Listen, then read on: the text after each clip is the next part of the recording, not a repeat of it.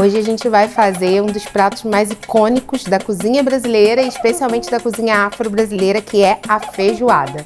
E a ideia é explicar passo a passo, um pouquinho de cada ingrediente, o que vocês precisam para fazer uma feijoada maravilhosa. A gente está falando sobre um projeto chamado Sabores Afro-Brasileiro, que vai estar disponível em todas as plataformas digitais, que a gente vem falar um pouco sobre os mitos e contos dos orixás dentro do e-book, e a gente também fala sobre as receitas tradicionais afro-brasileiras, com o intuito de empoderar mulheres que já cozinham a precificar cada prato que está aqui dentro, e tem receitas maravilhosas além da feijoada, e também a divulgar o seu serviço, a entender um pouco mais sobre a culinária. Aproximam todas as mulheres, porque cozinha é um lugar de aproximação, é um lugar de afeto, de compartilhar saberes. Parte de uma iniciativa do Instituto Pró Cidadania em parceria com o Ministério da Cultura. E é uma felicidade, né? Ter mulheres lindas e muito imponentes cozinhando, falando sobre um prato muito popular e certamente que todo mundo vai aprender de uma forma diferenciada e inimaginável também. A gente preparou algo muito bonito, buscamos mostrar passo a passo de cada receita, né? Mais do que ensinamento, é muito pegar aquela coisa muito fina que às vezes a gente deixa passar, fica na dúvida. Então a gente procurou detalhar o pré-preparo de cada coisa, o preparo, dar aqueles pulos do gato, tirar dúvidas gerais também de coisas que às vezes ficam um pouco nebulosas, ou que a gente traz e faz desde sempre, né? A ordem do que coloca primeiro, se lava, se não lava, como corta. Então a gente buscou sintetizar, trazer de uma forma muito didática, muito esmiuçada ali, o passo a passo dessas receitas, para que todo mundo possa replicar com muita facilidade, né? E lembrando sempre que o saber não quer demais. Às vezes a gente acha que sabe tudo, mas na verdade não sabe, né? Sempre tem alguma coisa a aprender. Tem um diferencial, até sobre a medida do arroz que a gente ficou aqui. Qual é a medida certa do arroz? Isso aí vocês vão aprender.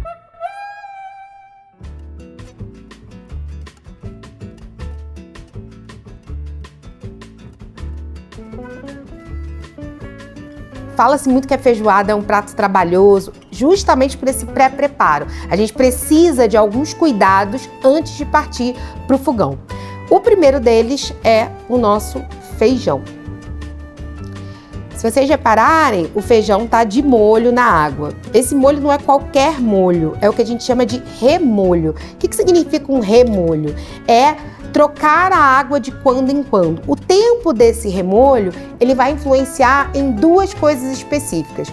Primeiro, a gente retirar os fitatos do feijão, né? Que é justamente agentes antinutricionais que causam desconforto. Podem causar gases, por exemplo, no futuro. Então, para eliminar esse desconforto, nossas mais velhas já faziam esse remolho. Outra coisa importante é também o amolecimento dos grãos. Então, quanto mais tempo a gente deixa de molho ou remolho, mais a gente vai ter os grãos mais amolecidos. Ele começa ali, né, a amolecer, então a gente vai gastar menos gás, a gente vai ter menos tempo de fogo. Feito esse remolho, a gente vai escorrer esse feijão. Então, eu pego meu feijãozinho e um escorredor, escorri essa água, deixo ele separadinho. Segunda etapa, as carnes. A gente tem alguns tipos de carnes, as que a gente chama de carnes salgadas, que elas passam por um processo de cura que é feito no sal. E a gente também tem as carnes defumadas, que a gente vê inclusive nos mercados e açougues, que elas ficam do lado de fora da geladeira. As duas, se a gente reparar. Por quê? Tanto a defumação quanto a salga, elas possibilitam essa carne um tempo de conservação maior. Só que no caso da salga, a gente vai ter uma concentração de sal maior, então a gente precisa retirar esse sal a mais, mas não todo. O ideal é que o próprio sal da carne, dessas salgas, ele seja suficiente para temperar o nosso feijão. Então, essas carnes aqui ficam de molho e a gente também faz uma espécie de remolho com elas. Como assim? Existem várias possibilidades da gente dessalgar carnes dessalgadas. Uma delas, quando a gente tem menos tempo, mas não é tão sustentável assim é você colocar essa panela com a carne aqui e deixar a água correndo bem fininho. Com isso, essa água vai transbordando e a concentração de sal, ela vai indo junto da água. A outra possibilidade é o que a gente chama de dessalgar no fogo. É você levar essas carnes aqui ao fogo para que o calor, né, o aquecimento da água, ele vá facilitando esse sal saindo dessa carne. Qual é o problema disso? Primeiro, que a gente vai gastar mais gás. Segundo, que a gente precisa de um controle muito específico. Tem muita gente que vai fazer a dessalga e ferve a água. Essa água não pode ferver, porque quando a gente ferve, ela fecha as fibras dessa carne. Então, ao invés desse sal sair, a chance dele ficar concentrado no interior da carne é muito grande. A melhor forma, e por isso uma feijoada às vezes demora tanto tempo, é você deixar de um dia para o outro, trocando essa água aí de 4 a 5 vezes. Tá? Então aqui a gente já deixou esse demolho, eu vou escorrer também essa água. Aqui, como são pedaços maiores, eu não preciso do auxílio do escorredor. E depois eu reduzo os pedaços dessa carne. Se a gente reparar aqui, a gente tem pedaços grandes, né? E partes diferentes desse boi. Aqui a gente tem um pé, aqui a gente tem um pedaço de orelha, aqui a gente tem a costela, aqui a gente tem a carne seca, tá? Essas partes, elas são escolhidas justamente pela concentração de elementos cartilaginosos e gordurosos. É o que vai deixar esse feijão suculento, untuoso. É justamente a característica dos elementos que vão ser liberados dessas carnes, especialmente o pé, o rabo, a orelha, durante o processo de cocção. Por isso é tão importante. No caso das carnes defumadas, dessas aqui, a gente não precisa fazer um remolho delas e também só vamos diminuir o tamanho delas, já deixar numa proporção de como a gente vai porcionar essas carnes. Além disso, eu estou trabalhando com carnes que são muito específicas, porque quando eu falo que a feijoada é um prato nacional, que é feito em todo o território brasileiro, mas ela ganha contornos em cada estado, em algumas cidades, em algumas regiões específicas. Então, por exemplo, em Salvador e no recôncavo da Bahia, se investe muito na defumação de outras partes de porco.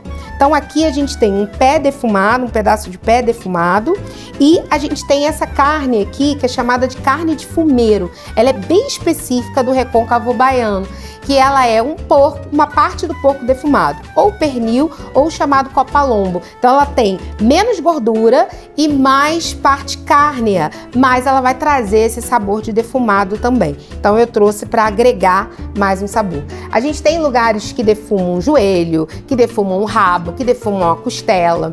Então isso vai variar de um lugar para o outro. Então hoje a gente vai trabalhar com 3 tipos de carne. As carnes salgadas, essas carnes defumadas do recôncavo e os defumados clássicos que a gente encontra no mercado, bacon e linguiça. Uma outra especificidade que a gente encontra em alguns lugares também é a adição de legumes na feijoada, a adição de outras partes que vêm do boi, como o que a gente aqui pode chamar de dobradinha, em alguns lugares chamam de fato ou livro, isso também é incorporado. Em alguns lugares do Brasil, até a carne não salgada, né? A carne bovina fresca, que em alguns lugares se chama de carne verde, ela também é incorporada. Então a feijoada vai ganhando aí contornos de um lugar para o outro. Hoje eu vou mesclar o clássico, que é muito feito no Rio de Janeiro, com alguns outros elementos defumados, como eu mostrei, de outros lugares que agregam mais sabor e mais intensidade nessa feijoada. A gente não usa a carne desse tamanho inteiro, então a gente precisa diminuir. Eu vou porcionar isso aqui para que a gente tenha um tamanho um pouquinho mais reduzido, tá? Quando a gente vai porcionar, a gente sempre tem que estar atento na anatomia dessa carne, para cortar qualquer carne. A gente está falando de partes que tem muito osso e muita cartilagem. Então a gente busca esse intervalo entre uma coisa e outra. Então o pé, a principal coisa é dividir esse pé no meio. Tá? Dependendo da qualidade da sua faca, você pode cortar mais ou menos, mas sempre sentindo as dobrinhas desse pé, para que a gente saiba exatamente aonde a gente pode cortar, aonde a gente consegue cortar. Nesse caso, eu vou deixar ele mais inteirinho aqui. A mesma coisa em relação à costela. Aqui a gente tem um pedaço de costela. O ideal é a gente sempre sentir a anatomia dessa costela para ver se dá para reduzir. Então, por exemplo, aqui ela já foi porcionada entre um osso e outro, tá? Então a gente só parte aqui no meio. Se eu quiser diminuir mais, eu poderia pegar e cortar justamente sentindo a parte entre a carne e o osso. Então eu tenho uma parte mais carne e uma parte com mais osso. Isso aqui também funciona. Então é sempre porcionar essa costela observando a anatomia dessa carne. Isso é muito importante. O porcionamento ele vai variar de acordo com a quantidade de pessoas que você vai servir a feijoada, o objetivo que você tem dessa feijoada, porque a gente vive numa sociedade em que ao longo do tempo foi se convencionando que quanto mais carne, melhor. Tradicionalmente, as feijoadas não levavam tanta carne assim. Hoje é justamente a presença de carne que vai conferir a essa feijoada uma riqueza maior ou uma riqueza menor. Então, a maneira de porcionar, ela está diretamente relacionada com o objetivo. É uma feijoada para um buffet? Você vai precisar de mais carne. Então, a maneira como você apresenta essas carnes também faz uma diferença. Então, pode ser interessante que você porcione em pedaços que eles por si só já representem uma porção de carne na hora do serviço. Porque inclusive esse serviço, e depois eu mostro as duas formas, ele pode ser separado, a parte do feijão e a parte das carnes, para que cada um possa escolher suas carnes, ou se você fizer um serviço mais controlado, que você direcione, né, uma porção de carnes específicas para cada um. Então tudo depende qual é o objetivo dessa feijoada, qual é o tipo de serviço que você está sendo contratado para executar essa feijoada. Em relação à carne seca, a mesma coisa. No caso da feijoada, a gente quer essa parte mais gordurosa. Essas partes mais gordurosas, elas são o que trazem sabor e untuosidade para esse feijão. Então, o ideal é a gente trabalhar com porções que sejam uniformes também. Não precisa estar perfeitamente igual todos os cortes, mas que não haja uma diferença muito grande. Por exemplo, eu não posso deixar uma parte da minha carne seca cortada desse tamanho e outra parte da minha carne seca inteira. Então, essa diferença no resultado final do cozimento vai impactar, porque aí algumas vão estar mais moles do que outras, mais firmes do que outras e por aí vai. Então, é sempre a gente tentar ir variando. Em relação à gordura, se eu fosse fazer um preparo em que o foco seria de fato a carne, né? Uma carne seca desfiada, por exemplo, eu teria que tirar esse espelho aqui e essa gordura. Como esse prato é um prato de feijão, eu não necessariamente preciso tirar. Ah, mas se eu quiser fazer uma feijoada light, né? Uma feijoada com menos gordura, reduzir o teor, aí é possível você ir tirando essa parte aqui de espelho. Sempre, ó, cortando na faca o mais rente possível, você encosta essa parte da faca aqui, o mais rente possível da carne, e aí você vai cortando nesse sentido, para que a gente tenha o mínimo possível de desperdício de carne, tá vendo? Eu busquei tirar o mais rente possível, eu mantenho praticamente toda a integridade da carne. Aqui eu tenho a gordura que eu vou descartar, aqui eu tenho a parte carne. A decisão sobre isso, ela também é muito sensorial e vai variar de acordo com o objetivo que você tenha do feijão. Eu quero fazer uma feijoada clássica, vai de fato ser uma feijoada mais gordurosa, mais untuosa. Eu quero fazer o clássico, mas eu quero dar uma reduzida na quantidade de gordura desse clássico. Aí você tira. Porque a grande questão desse tipo de gordura aqui, ela tem o que a gente chama de espelho. A gente tem dois tipos de gordura. Essa gordura mais firme é uma gordura que dissolve. Esse tipo de fibra que está aqui colada nessa carne é o que a gente chama de espelho. Isso aqui não dissolve, isso aqui fica inteiro. Isso aqui é, às vezes, inclusive, desagradável na hora que a gente vai comer. E a gente começa a comer e fica aquele fiapinho ainda persistente na boca. Então, isso aqui é interessante da gente tirar. Então, esse processo de limpar a carne, ele tem essa função também de tornar essa experiência do comer para o nosso comensal, para o nosso cliente, mais agradável, tá? Então não é nem só sobre reduzir gordura, mas também no sentido da gente melhorar a experiência mesmo do comer para essas pessoas. Vou mostrar aqui bem o passo a passo de como tirar esse espelho. Você vai começar a cortar em alguma ponta, o mais rente que você conseguir. Para isso é fundamental ter uma faca bem afiada. Então você corta aqui o mais rente que você conseguir, tá? Pra você ter um início. E depois você vem aqui do oposto, ó.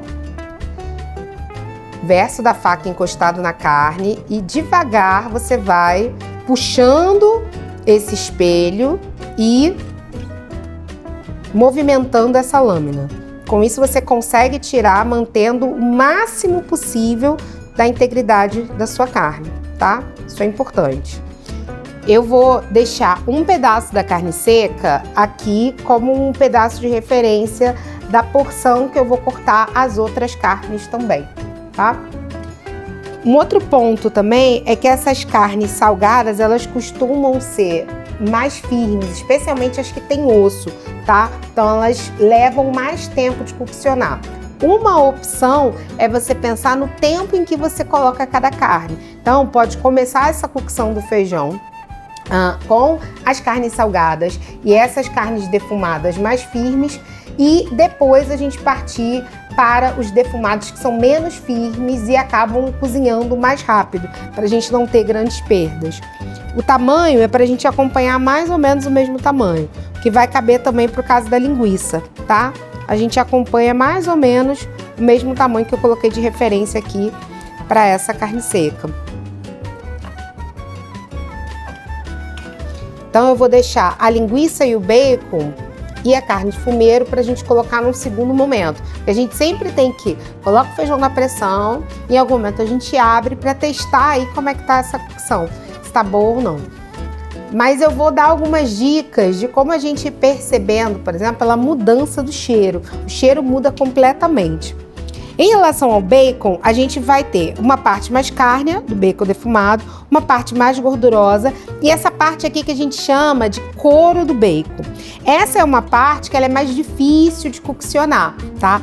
Quando a gente vai fazer feijão, ele vai ficar mais tempo ali, aí a gente pode, de fato, manter esse couro. Então a opção é ou a gente retira esse couro, ele sai de forma muito fácil, tá? Eu gosto, por exemplo, de retirar ele mas eu não vou descartar ele.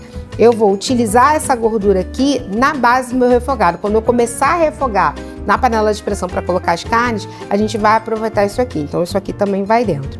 Eu só vou partir ao meio. Inclusive esse couro, ele é mais firme do que o restante do bacon. Então essa parte aqui vai na primeira e essa parte aqui, que ela cozinha mais rápido, ela vai no segundo momento, tá? Esse bacon, inclusive, tá bem bonito. Como escolher bacon também? Tudo depende da finalidade, mas o ideal é você optar por um bacon que tenha mais parte carne do que parte gordurosa. O bacon, basicamente, é a parte da barriga do porco. Bom, aqui a gente tem as carnes finalizadas. Eu vou só recapitular essa parte da carne. Então, as partes com osso, elas precisam ir no início da cocção. As carnes salgadas com osso. Aqui a gente tem a parte do couro do bacon, que ele também é mais firme, então a gente vai trabalhar ele no início da cocção. Também vai ficar aqui. E aqui a gente tem as partes que são menos firmes, então elas cozinham mais rápido. Essa parte aqui, carne gordurosa do bacon, assim como a parte da linguiça também. O que acontece se eu colocar essa parte no início da minha cocção?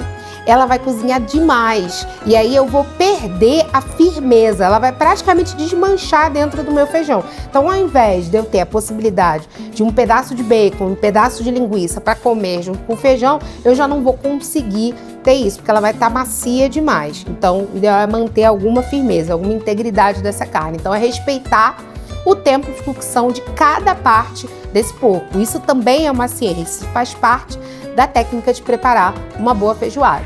Uma coisa importante quando a gente está falando de pré-preparo é em relação à contaminação cruzada, né? Então eu fiz todo esse preparo cárneo nessa tábua. Eu vou trocar minha tábua e a gente vai começar do zero para explicar a parte de vegetais que compõem essa feijoada.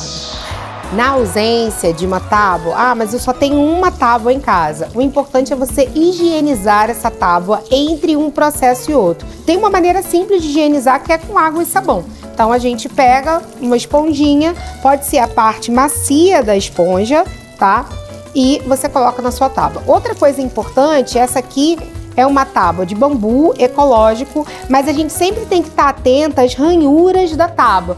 Aos poucos, uma tábua de madeira ou de bambu, ela pode ir, nos processos de cortar, obtendo ranhuras, que são as marcas mesmo. Essa aqui a gente vai ver que ela tá completamente sem marca, porque ela é uma tábua praticamente nova.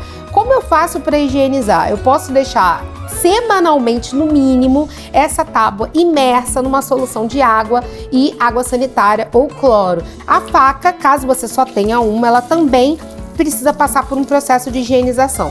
Outra coisa importante sobre a faca, gente, é o jeito correto de lavar essa faca. Então a gente usa também essa parte macia da esponja e muito cuidado, porque tem muita gente que se corta na hora de lavar a faca, então você nunca vai de encontro à lâmina. Agora a gente vai para a parte dos vegetais. Quando a gente está falando de feijoada, em termos de tempero, né, de vegetais, a gente tem uma base muito simples, que é também a tríade da culinária brasileira, especialmente da culinária afro-brasileira, que é alho, cebola e o louro, tá? Aqui eu vou trabalhar com o louro fresco. Nem todos os lugares a gente vai encontrar esse louro fresco, mas quem puder, o louro é basicamente um pé, que a gente tem um galho inteiro, lindo, maravilhoso. Quem puder, opte pelo louro fresco, mas não tendo o seco, ele também funciona. Vou começar falando sobre um truquezinho que a gente tem com o louro, tá? Como é que a gente vai manejar esse louro maravilhoso? A gente tira as folhinhas que a gente vai utilizar e aí a gente tem um truque para intensificar os aromas desse louro. É você pegar uma faquinha de serra e raspar o verso dessa folha de louro. Quando a gente dá essa raspadinha no verso, a gente tem a liberação dos aromas e dos óleos essenciais desse louro. Com isso, intensifica o sabor do louro. Eu tanto faço isso para o preparo do feijão, quanto para o preparo de alguns acompanhamentos desse feijão, especialmente o arroz. Um jeito da gente dar uma outra cara pro arroz e deixar ele mais aromático é a gente partir dessa mesma tríade de temperos, cebola, alho e louro, e dar esses pequenos cortezinhos com uma faquinha de serra. Se você observar, ele já vai ter outro aroma, tá? Esse é o primeiro truque para utilizar. Em relação ao alho, pegar esse dente e colocar ele de molho na água. Então, quando a gente coloca ele de molho na água, isso também facilita na hora da gente retirar essa casca. A gente tira essa pontinha aqui e depois essa casca sai bem mais facilmente. Uma outra coisa em relação ao alho é que algumas pessoas, elas têm uma resistência ao alho. É o que a gente costuma chamar de conversar, esse alho ficar conversando com a pessoa. Ele acaba sendo indigesto, porque tem uma partezinha desse alho aqui interna que ele, de fato, para algumas pessoas, ele é mais indigesto. Essa aqui é uma faquinha de legumes que facilita esse tipo de corte. Cortamos o alho ao meio. Essa parte interna aqui é o que causa indigestão em algumas pessoas. Então a gente consegue basicamente dar um talho e ela levanta, ela sai todinha. E aqui a gente retira essa parte interna e aí esse alho aqui tá pronto para ser consumido sem causar nenhuma digestão. Essa parte aqui a gente pode descartar ela, tá? Isso acontece mais quando a gente vai trabalhar com esse alho cru. Como a gente está falando de um processo de cocção mais longo, não há necessidade de fazer isso. Eu trabalho o tempero do meu feijão em dois momentos. No primeiro momento que ele vai no fogo, eu costumo colocar o alho inteiro, para ele liberando bem esses aromas dentro do feijão. Num segundo momento, eu vou usar esse alho picado, que a gente vai chamar de temperar esse feijão, ou em alguns lugares do Brasil se chama rechear esse feijão. O recheio é quando você faz uma nova base de tempero, um outro nome também que a gente encontra é chama-sabor. Né? A gente faz uma base de refogado, a gordura, azeite, banha, óleo de soja, o que for, a base de cebola, alho e o louro. Basicamente é isso. Em relação ao corte, tá? Para picar esse alho a gente tem várias possibilidades. O importante, gente, é a gente sempre estar atento à nossa segurança, então não deixar essa faca machucar a gente. Eu gosto do alho bem picadinho, então eu costumo recortar ele mais um pouquinho para ele já ficar no tamanho. Sempre coloque ele de forma a você ter segurança para fazer esse corte, tá? tá bom? A posição correta do dedo é sempre ele pra dentro, para que a gente não corte. Se eu fizer isso aqui, ó, eu vou cortar meu dedo. Essa parte aqui da faca, ela precisa bater aqui nesse ossinho do dedo. Com isso, você faz sempre esse movimento. É um movimento embalado da faca. Com isso, a gente vai cortando ele aos poucos, longitudinalmente. Aqui a gente tem fatias lindíssimas desse alho. Depois a gente alinha a mesma coisa, parte interna, e a gente vem cortando ele. Ó, o resultado final, a gente vai ter esses cubinhos aqui super simétricos. Quando isso aqui é interessante, né? Porque a gente tem um trabalho grande para fazer isso. Se eu vou fazer um alho frito de decoração, né? Eu uso ele na decoração, isso é importante. Aqui nessa cozinha maravilhosa a gente tem um pilão e eu também vou falar sobre processar esse alho no pilão, que é o ideal. Mas nem sempre a gente tem um pilão de pedra em casa. Eu consigo fazer o efeito do pilão com uma boa faca. O que eu preciso para isso? O alho mais finamente cortado e um pouquinho de sal. Esse sal, ele vai desidratando esse alho. E aí eu consigo utilizar essa parte interna da faca como um pilão, como um amassador. Eu vou fazendo assim de um lado para o outro e aí eu vou ter um processo de pressionando aqui, esse alho vai virar uma pastinha, a mesma pastinha do pilão. Depois eu vou comparar as duas para vocês verem como é que funciona perfeitamente. Eu vou fazendo um movimento com a minha faca para amassar esse alho. Quando eu vou fazer um preparo, por exemplo, no arroz, a gente quer que o sabor do alho apareça, mas não o alho mesmo em si. Então, eu amasso ele bem amassadinho e ele vai virar uma pastinha. Por que eu preciso do sal? Porque é justamente a interação entre o alho e sal que vai favorecer o processo de formação dessa pasta de alho, tá? Olha aqui como já tá ficando o resultado super amassadinho. Ele vira uma pastinha mesmo, tá vendo? Eu vou trabalhar com esse alho picadinho aqui, não precisa estar perfeito, no pilão, para mostrar outra possibilidade. Aqui a gente tem o alho picado e eu vou colocar um pouquinho de sal junto desse alho.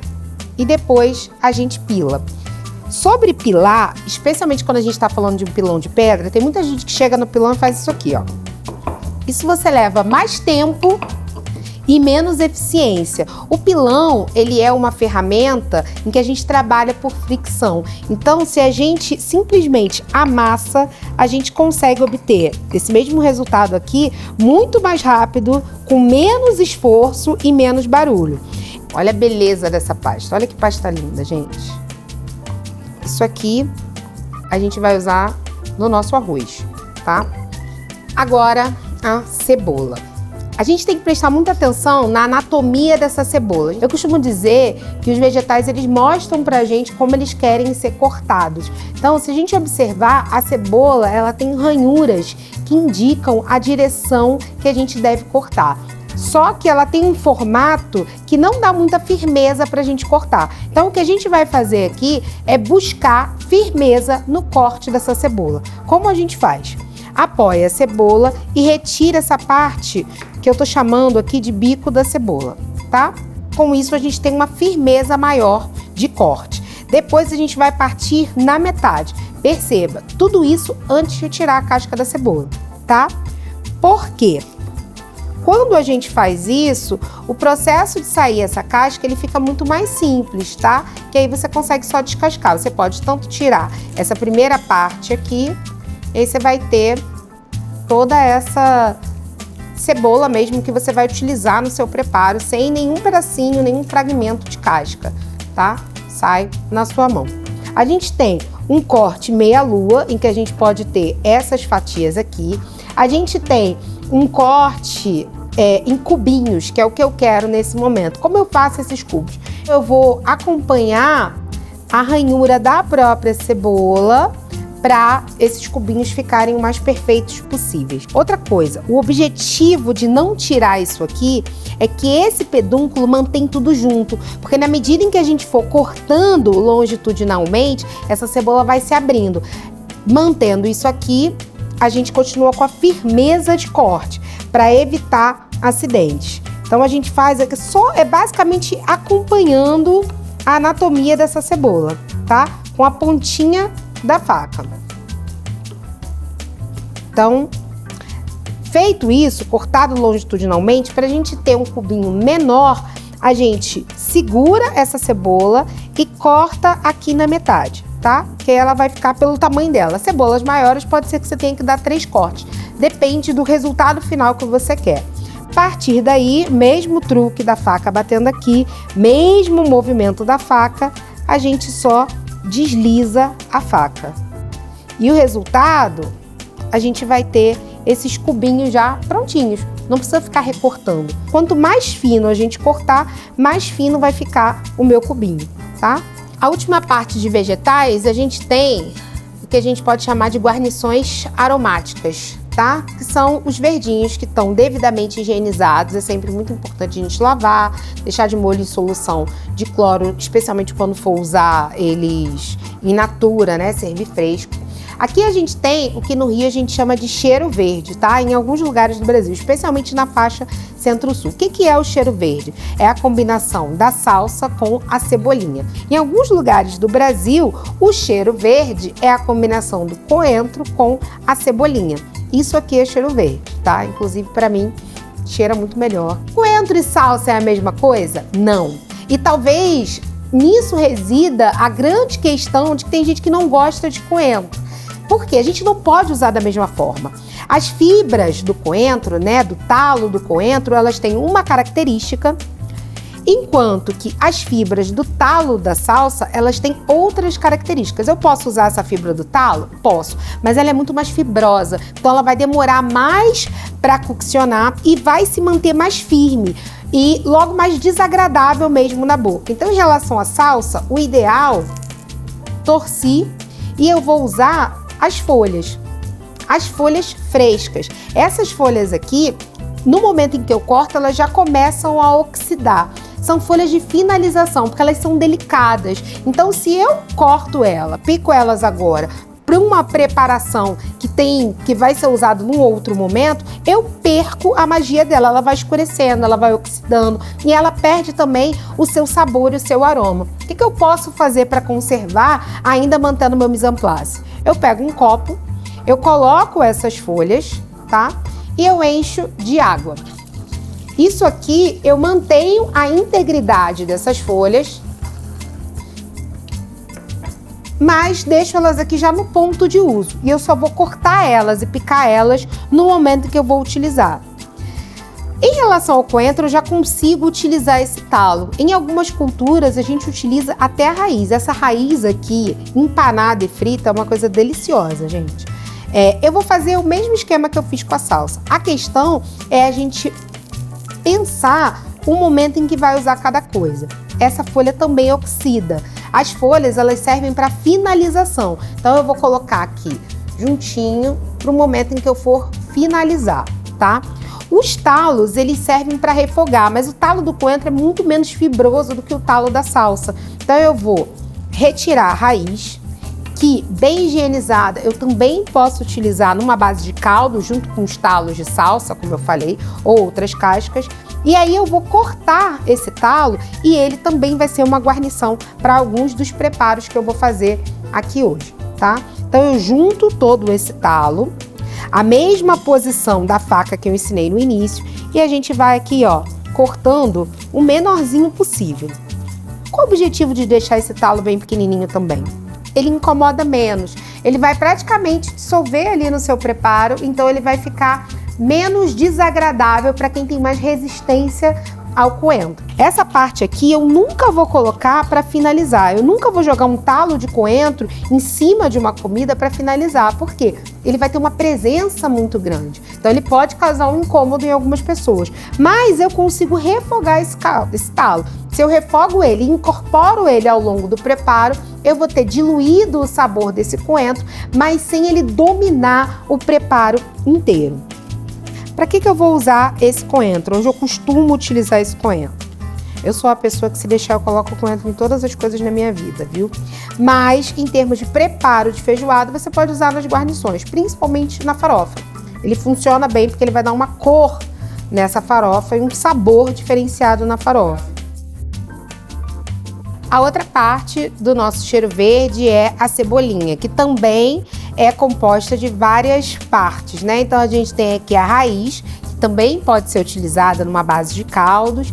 A gente tem essa parte mais clara, que é uma parte mais fibrosa, que é ideal para ser utilizada em bases de refogado. E a gente tem essa parte folhosa, mais escura, que é menos fibrosa, mais delicada e que é ideal para a gente usar para finalização.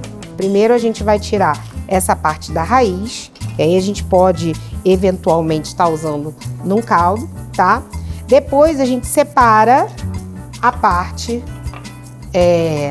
mais delicada, que eu vou colocar toda aqui no meu copinho de apoio, tá? Então, essa cebolinha já devidamente higienizada, a gente vai cortar ela, que a gente vai usar para refogar, tá bom? Tanto no feijão, na parte em que a gente vai temperar ou rechear esse feijão, quanto quando a gente for fazer a couve, quando a gente for fazer a nossa farofa, tá bom? Em relação à couve, a gente precisa tirar o talo da couve, porque o talo dessa couve ele é mais fibroso, então ele é mais desagradável na hora que a gente mastiga. Vou jogar esse talo fora? Não necessariamente, a gente também pode fazer preparos usando só o talo da couve. Enriquecer um arroz, enriquecer um refogado de carne ou de legumes, só com esse talo, de modo que ele fique cozinhando mais tempo. Mas em relação à guarnição de feijoada, o que a gente quer mesmo é a folha dessa couve. A primeira forma de cortar é você acompanhar a anatomia mesmo com a faca. Vira ela no verso, que você tem mais firmeza, você vem aqui com a faca bem rente e a gente vai tirar esse talo. Qual é a questão disso aqui? O tempo que a gente vai levar para tirar o talo de cada couve, tá? A outra possibilidade é a gente pega essa couve, firma aqui a mão e puxou. É o jeito mais simples da gente tirar o talo da couve. Vamos de novo? Temos a nossa couve. Segura bem firme aqui com o polegar e o indicador. Eu vou fazer esse movimento de puxar, ao mesmo tempo que com essa mão eu faço esse movimento de empurrar. Sai o talo completamente. Aqui a gente tem todas as nossas couves aqui desfolhadas e agora a gente precisa enrolar para cortar. Eu prefiro cortar de duas em duas, tá? Eu vou acomodar essas folhas aqui na minha tábua, dobrar. Se tiver pedacinhos a gente bota para dentro e aí depois a gente vai enrolar essa couve bem apertadinha, bem juntinha, tá? O máximo que a gente conseguir. Enrola bem enroladinha. O mesmo movimento de swing com a faca, eu vou cortando essa couve o mais fininho possível, tá?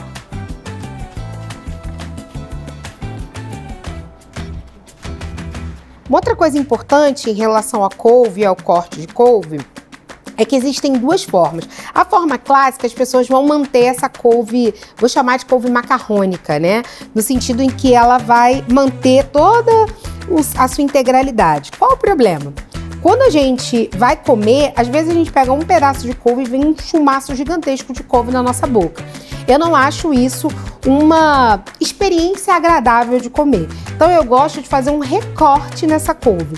Depois de fazer esse corte, eu dou 2 talhos aqui, às vezes já é suficiente, às vezes um pouquinho mais.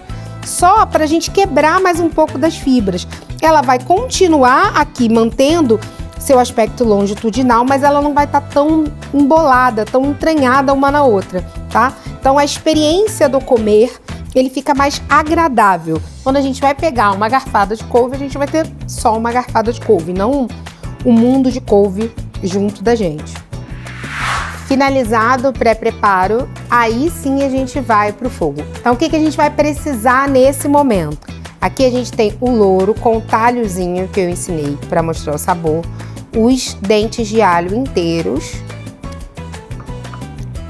o alho picado, a cebola picada, um pouco de azeite, que a gente também vai, azeite de oliva, tá?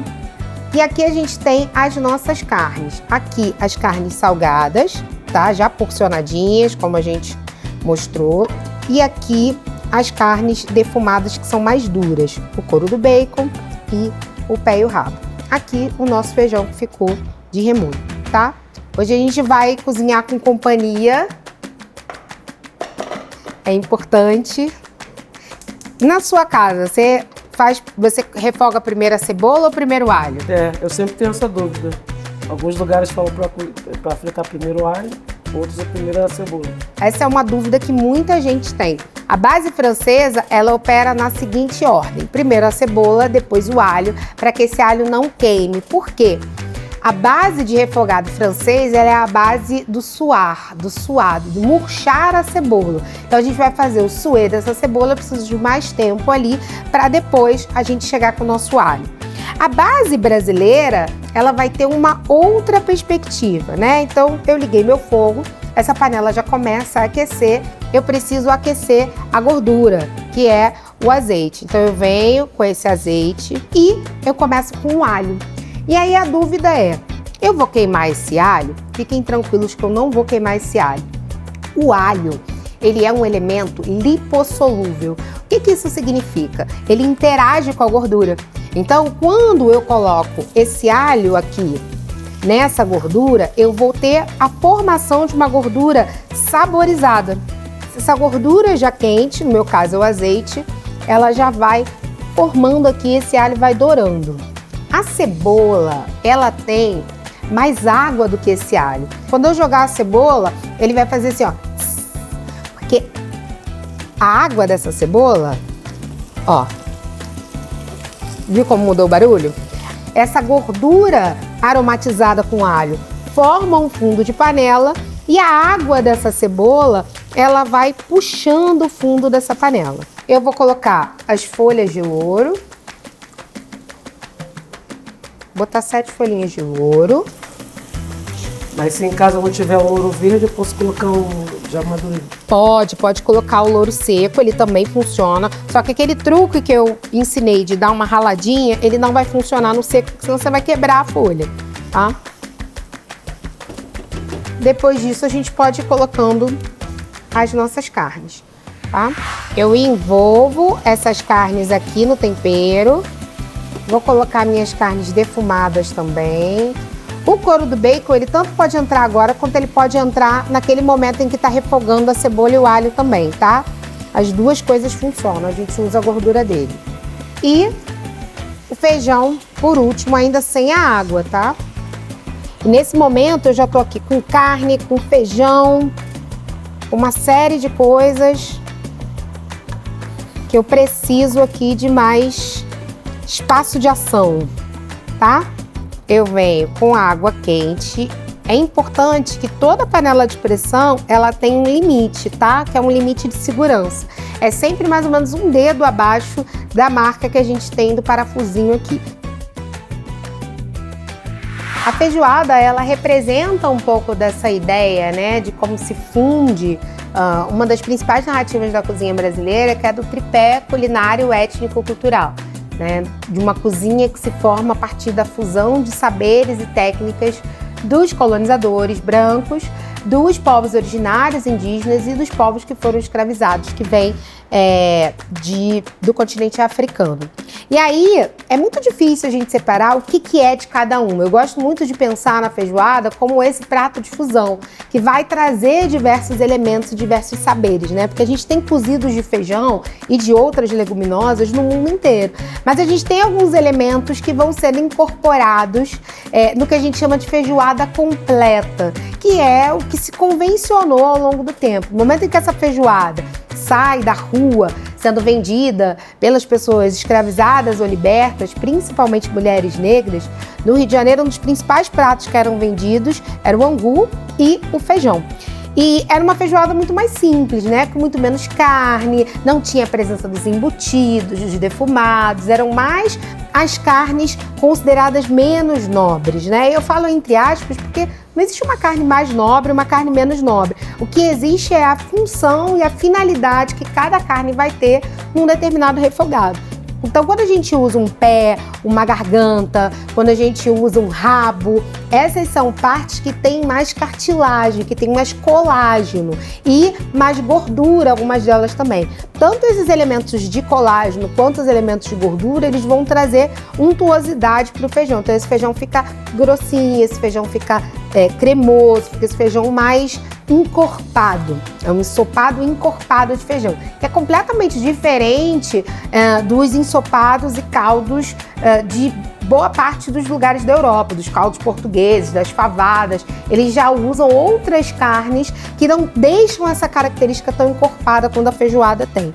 Quando essa feijoada sai da rua e ela passa a entrar nos restaurantes, e na medida em que essa ideia de construção de brasilidade, de construção de uma ideia de cozinha nacional, né, de um projeto de nação no Brasil, ela vai ganhando força, essa narrativa também desse tripé de contribuição de cada um desses sujeitos, ela vai crescendo. Então, a feijoada completa, ela se constitui como esse elemento que traduz essa brasilidade. Quando traz a farinha, feita a partir de farinha de mandioca, a gente vai fazer uma farofinha aqui deliciosa.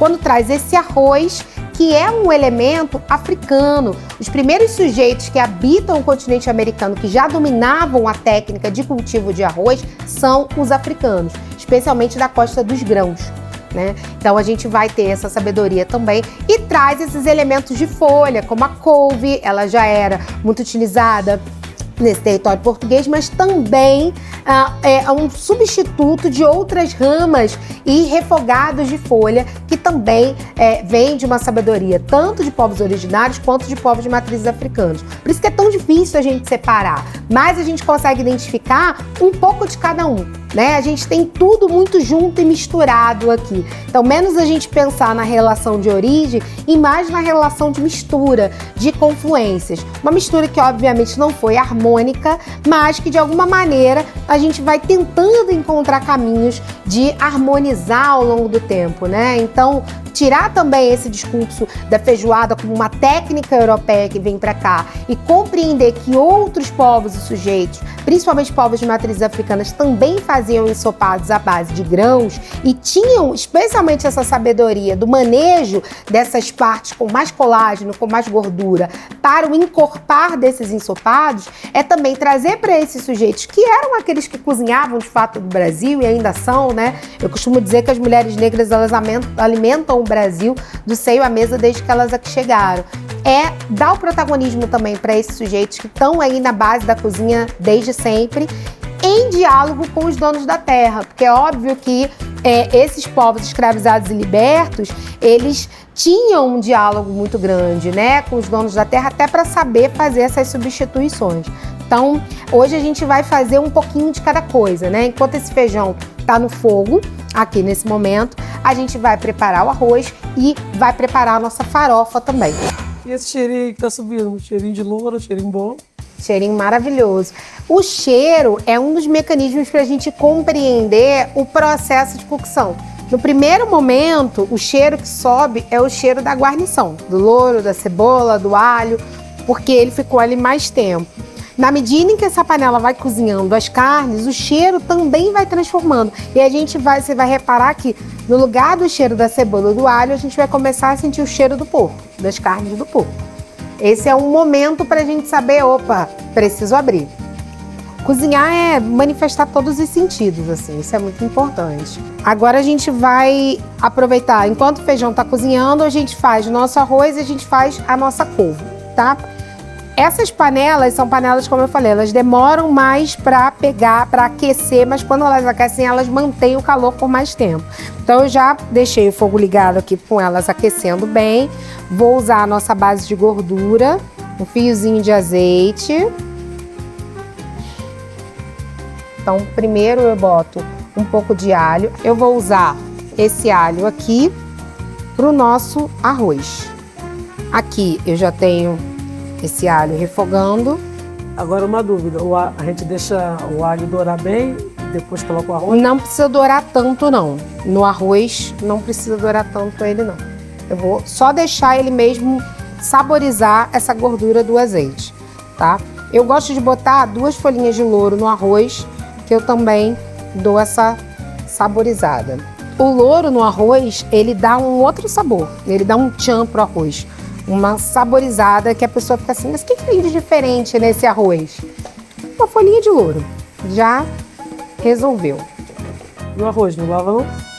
Boa pergunta. Tem muita gente que lava o arroz. Vocês podem olhar, no rótulo do arroz, ele já vem dizendo não lavar. Por quê? Mas Antigamente... eu não acreditava nisso. Então, antigamente, a gente comprava um arroz a granel, que ficava um monte de arroz no mesmo saco e todo mundo botava a mão, aquele arroz estava ali no uso. Hoje, a indústria alimentícia já tem um controle muito maior da produção. Então, esse arroz ele já é higienizado no momento que ele vai para esse saco. Então, o arroz que a gente compra ali, tanto de 1 quilo quanto de 5 quilos, ele já vem higienizado, não precisa lavar. O que acontece quando você lava? Você retira o amido do arroz. Então, a chance do resultado final ele não ficar aquele arroz soltinho é grande. Em relação ao arroz, para muita quantidade, tem uma outra técnica que se chama arroz escorrido. Então, por exemplo, agora eu estou botando esse arroz, eu faço a medida desse arroz 1:2. Então, para cada 1 xícara de arroz, 2 xícaras de água. Essa é a medida que eu faço. É a garantia que vai ficar soltinho. É a garantia, mas depende do tipo de arroz. O ideal é sempre você olhar o verso do pacote mesmo. Esse processo aqui também é muito importante. É o que os franceses vão chamar de nacré, que é você envolver esse arroz ou refogar nessa gordura. Isso aqui também está selando os folículos desse grão. Também ajuda a deixar ele soltinho. A água quente que a gente vai usar aqui, ela favorece o tempo de cocção. Então eu vou levar menos tempo, tá? Aqui eu tô trabalhando com a medida 1:2, tá? Na dúvida, você também pode usar o sensorial. Eu cubro esse arroz até mais ou menos meio dedo. Meio dedo, nem um nem dois. Nenhum nem dois, meio dedo. Eu vou colocar um pouco de sal aqui. Então, com água fria vai demorar mais o cozimento. Com água fria demora mais o cozimento, tá?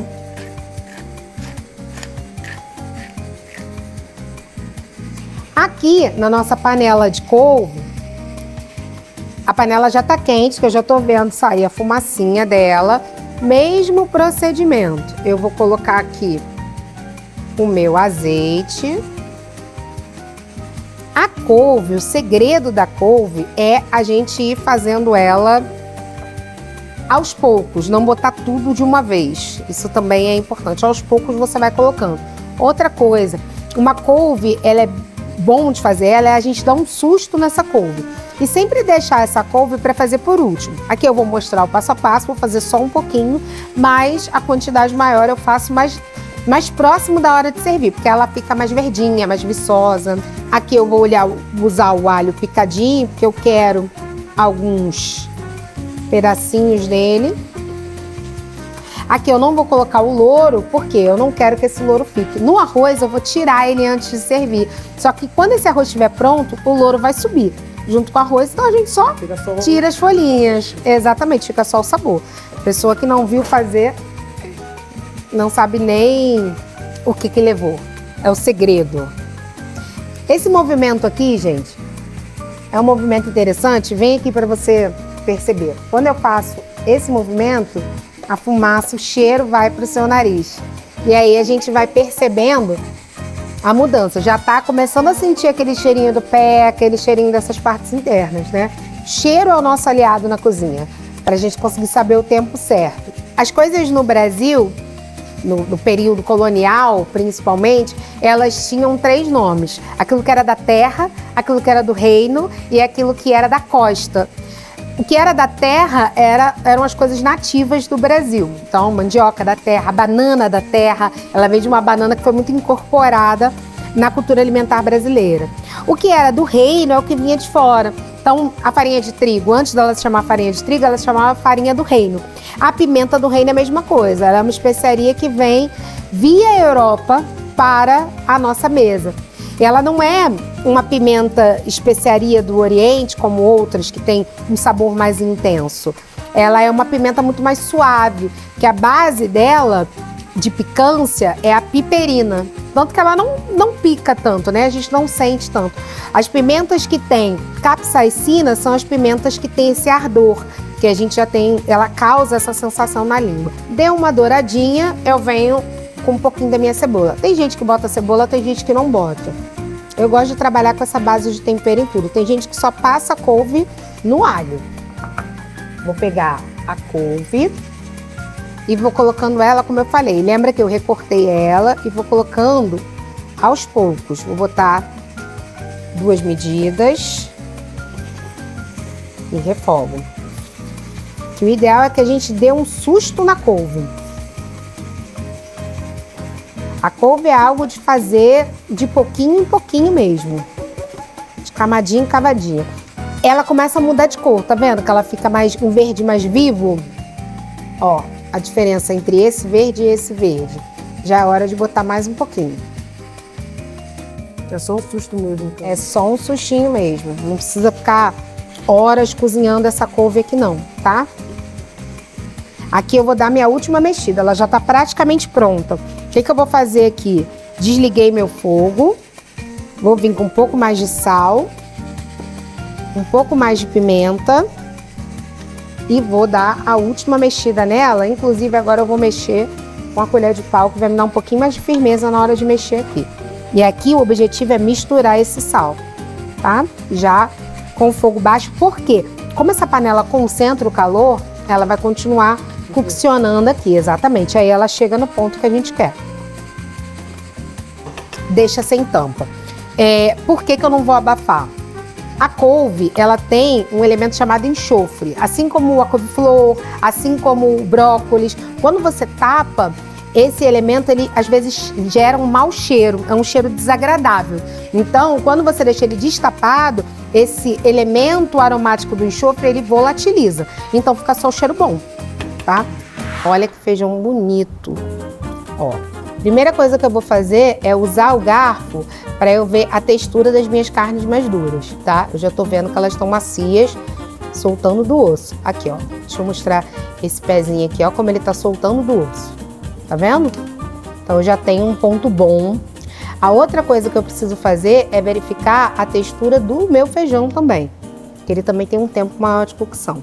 Eu já tenho mais experiência, de olhar eu consigo ver mais ou menos o tempo. Eu sei que nesse tempo dos defumados ele vai chegar. Quando eu não tenho essa experiência, eu vou pegar 1 ou 2 grãozinhos dos maiores e amasso ele um pouquinho. Ele já tá bem cozidinho, tá? Então é só mesmo o tempo de saborizar aqui. Nesse caso aí eu vou precisar colocar mais água? Sim, importante, ó. Perceba que a gente colocou o nível da água, ele tava um dedinho abaixo daqui dos parafusinhos da própria panela, tá? A gente vai precisar colocar água, mas a gente só coloca depois de colocar, porque isso aqui também aumenta o volume. Outra coisa que a gente pode fazer aqui nesse momento, passa aquela colherzinha, por gentileza, e essa colher de pau também, a maiorzinha. Outra coisa que a gente pode fazer é olhar o nível de sal, tá? Tá bom. Perceba que eu não botei sal em momento algum. É mesmo só o sal residual das carnes. E a água que eu vou colocar aí é quente? Sempre que você usa água quente, você ganha tempo. E diminui o uso do gás, tá? Agora a gente vai fazer a farofa. Eu vou pegar o couro daquele bacon que eu deixei separadinho e vou colocar aqui na panela. Ele vai ser meu indicador também do calor dessa panela, tá? Essa é uma gordura que dissolve. Então, na medida em que ela vai fazendo mais barulho de fritura, mais barulho de crepitar, né? Que é essa interação da gordura no fogo, eu também consigo perceber a temperatura dessa panela. Porque agora eu quero uma panela bem quente. Eu quero uma gordura bem quente porque eu vou dourar bem essa cebola. Agora eu vou fazer o tempo inverso. Primeiro a cebola, depois o alho. Por quê? Eu vou fazer uma farofa sem carne. Como a gente já tem muita carne aqui, eu não quero pesar essa feijoada completa, centrar a carne só no feijão. Eu vou pegar o sabor desse bacon com essa gordura, mas depois eu vou retirar esse couro aqui. Eu quero só o gostinho, mas a carne mesmo eu vou deixar que seja estrela dentro da feijoada. E aí, como eu não vou ter carne, O segredo é essa cebola tá bem douradinha. Essa cebola bem douradinha, a gente praticamente não sente falta. Outra coisa, na farofa a gente usa uma quantidade maior de gordura, para a gente ter uma farofa úmida, ao mesmo tempo untuosa envolvida. É essa interação da gordura com a farinha que vai dar o tchan da nossa farofa. Se eu quiser colocar margarina ou manteiga? Pode colocar margarina ou manteiga, só que você não pode botar só a manteiga. Por quê? Se você bota só a manteiga no fogo, ela queima. Ela tem... E essa manteiga queimada, ela tem elementos cancerígenos, que é a acroleína. Então, toda vez que você usar manteiga para refogar algo, você bota um fiozinho de azeite ou um fiozinho de óleo de soja. Porque a interação das duas coisas, numa alta temperatura durante um tempo maior, ela segura. Continua sendo uma gordura boa, tá? Uma outra coisa que a maioria das farofas prontas, tá vendo? Quando ela tá bem quente, é esse barulho aqui que a gente quer, é fritar essa cebola. É isso que eu vou fazer. Vou fazer uma farofa de alho e cebola. A maioria das farofas prontas e pessoas que estão comercializando farofa também tem usado um truque que é muito interessante, que é a proteína da soja. Então, nesse momento aqui que eu tô fritando a cebola, se eu coloco a proteína da soja flocada aqui, um pouquinho de páprica defumada, o resultado final dá uma farofa que ninguém diz que não tem bacon. É maravilhosa.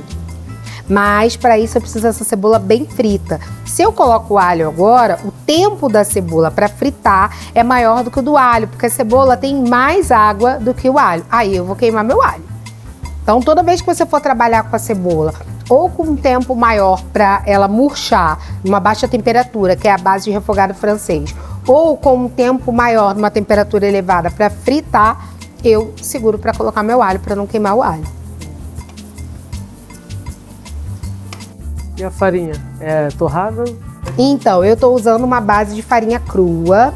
Foi muito bom você falar da farinha, mas essa farinha aqui é uma farinha toda especial. Eu passei muito tempo da minha vida sem comer farinha, porque infelizmente as farinhas industrializadas do mercado, elas têm um grão mais grosso. Olha a espessura dessa farinha aqui. Essa aqui é uma farinha de copioba, que ela é mais amarelinha, ela vem da mandioca brava, né? Chamada mandioca brava, que é a mandioca para farinha. Essa farinha aqui dos clássicos das casas de farinha, então ela tem uma textura muito mais fininha. Parece um fubazinho. Parece um fubazinho, exatamente. Então ela dá uma outra qualidade de farofa, ela fica muito mais leve. Você consegue comer uma quantidade de farofa muito boa sem ficar inchado, embatumado. Ela é bem típica do recôncavo da Bahia. Quando eu venho de Salvador, eu trago um monte de farinha na minha bolsa. Agora, perceba, a cebola ela vai dourando ao redor. Então eu preciso ir fazendo esse movimento para que ela doure por inteiro. Ponto certo da farofa é quando a farinha tá mais crocantezinha, torradinha e bem sequinha, tá? Ó, agora eu tenho a minha cebola aqui bem douradinha. Tô só o tempo de dourar o alho. Eu vou, como eu falei, esse bacon ele tem uma função aqui de saborizar. Eu vou tirar ele. E agora eu vou colocar os talos que eu falei nessa farofa. Eu vou começar com o meu talo de coentro, que aqui ele vai liberar água. Por isso eu só coloquei nesse momento. Porque no que libera água, o processo de fritura já muda completamente. Então vou botar um pouquinho de coentro, um pouquinho de cebolinha. Na cozinha nada se desperdiça. Nada, a gente usa tudo. E aí eu vou dar uma friturinha. Isso aqui, a água desses dois vegetais, ela também ajuda para não queimar, tá? Que eu quero esse douradinho da cebola, não queimado. Enquanto aqui a nossa farofinha tá chegando no ponto, ó, esse arroz ele vai continuar cozinhando aqui. Como a gente teve um desnível na panela, ele não cozinhou por igual, tá? Mas ele tapado, ele vai continuar num fogo bem baixinho para ele só chegar na ponta onde não chegou. Tá chegando o momento de botar minha farinha. O que eu vou colocar aqui? Uma base de tempero já para dissolver, embora eu vou finalizar o tempero depois, tá? Vou usar pimenta do reino, que eu posso usar tanto ela aqui moída na hora, que a gente tem uma qualidade muito maior, como a gente pode usar também a pimenta do reino já moída, tá? É uma outra possibilidade também. também funciona. Nossa, tá bem aromática essa pimenta. Vou botar um pouquinho de cominho também. Esse cominho é moído ou é... Ele é moído. E sal. Pra gente ter o gostinho do defumado sem usar o bacon, se quiser fazer uma versão vegana, páprica defumada. Nesse momento aqui, porque aí ela dissolve na gordura também. Jogou a páprica defumada, você chega nesse gostinho defumado sem ter nenhuma carne. Aqui eu vou colocar a minha farinha. Pode colocar de uma vez só, não precisa... Essa quantidade sim, aquela dali eu vou dosar para ver o quanto eu preciso. E aí eu vou envolvendo minha farofa, minha farinha nessa gordura pra gente chegar na farofa. Ela não pode estar nem muito molhada, nem muito seca. Aqui ela ainda tá molhada, tá? Ó, você faz, ela faz uns grumos assim. Eu não quero isso, eu preciso de mais farinha. Aí agora eu vou jogando ela aos poucos e vou sentindo. Vou misturando, incorporando. Tem gente que uma farofa não fica tão gostosa porque a pessoa misturou aqui, ela vai desligar. Sim. O segredo é você deixar ela torrando na frigideira. Então você vai secá-la na frigideira, ela vai ficar bem sequinha. Ela quase que gruda ali um pouquinho no fundo, só cuida para não queimar. O cheiro vai mudando, ela vai ficando com um cheiro de mandioca torrada. Ó, quando eu levanto, tá vendo que ela tá mais coradinha? É esse fundo dela que tá secando. Assim eu consigo secá-la toda por igual. Então, agora a gente vai finalizar o prato. De que maneira? Fazer o chama-sabor, né? Ou rechear o feijão. Cada lugar vai chamar de uma forma diferente. Para isso, a gente vai pegar aquelas folhas que a gente separou na água, tá? Então aqui a gente tem a salsinha, a cebolinha, um pouquinho de coentro. Vai picar ela para finalizar. Eu vou jogar um pouquinho por cima da farofa, vou jogar um pouquinho também no feijão, tá? Eu vou pegar a minha salsinha, vou juntar ela bem juntinha e vou picando bem fininho.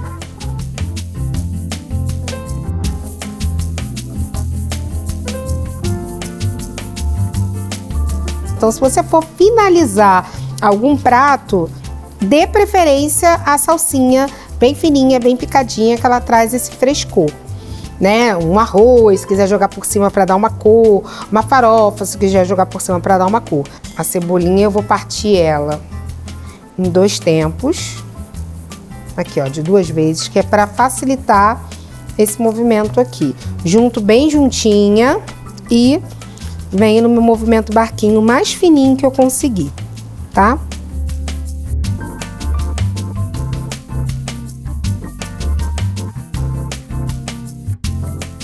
O resultado é para ficar ela bem fininha mesmo. Tem outro corte da cebolinha que quando você quer usar ela para decorar, que é o corte biseau. É quando você corta ela na diagonal. Então você posiciona ela assim na diagonal e você vai fazer esse movimento aqui. Aí você deixa ela maiorzinha, quando você quer que ela apareça. É a outra possibilidade. E aí o nosso feijãozinho já praticamente chegou. Tá nos finalmente, olha a diferença do cheiro. Já é um cheiro de feijão pronto, né? Vamos abrir nosso feijão. Olha, que coisa mais linda, borbulhante, carnudo. Olha. Esse aí também é chamado feijão gordo. Feijão gordo, exatamente. Aqui, ó. Soltou do osso. Maravilha. Aí o que a gente vai fazer agora? A gente tem 2 possibilidades de trabalhar esse chama-sabor. A gente parte daqui e joga lá, mas sempre tem que jogar um pouquinho de feijão aqui também. Vou jogar meu fiozinho de azeite aqui. Eu vou botar um pouquinho de cebola, porque eu gosto da cebola. Aí eu vou inverter agora também, porque eu quero que ela dê uma douradinha, tá? Vou deixar essa cebola dourar, que aí ela perde um pouco da atividade de água. E depois eu venho com esse alho.